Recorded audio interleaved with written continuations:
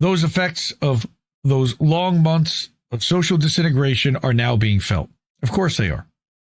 As the war winds down and the Israeli army withdraws from designated areas, clashes and infighting between Hamas members and local clans have broken out in parts of Gaza.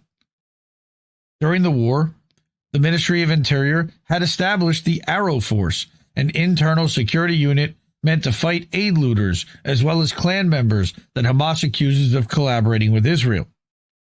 On Friday, members of the Arrow Force raided the residence of the Dogmosh family in Gaza City. On the same day, clashes erupted between Hamas members and other families in Deir al-Balah, resulting in the death of a Hamas member.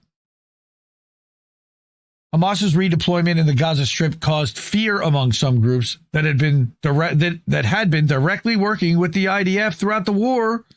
Most infamous among them, the hundreds of armed men in eastern Rafah led by Yasser Abu Shabab, another group led by Hussam al-Astal, and several others. You're not hearing any of these names in any of these stories on CNN or MSNBC or CBS News now, especially now that Barry Weiss is in charge.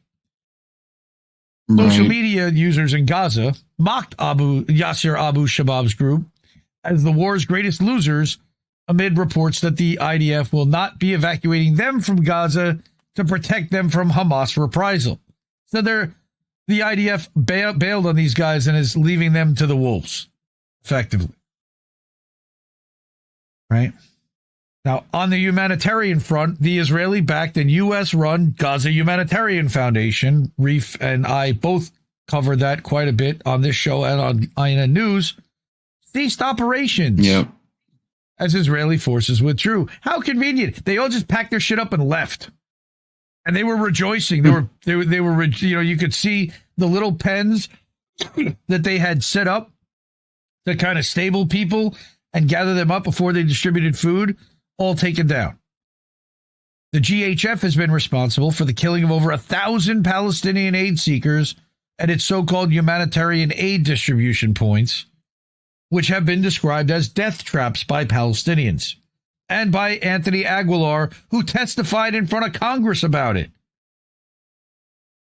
On Friday evening, photos circulating online showed GHF workers dismantling the foundation's facilities in preparation to leave the Strip, confirming that the GHF would be left out of aid distribution during the ceasefire.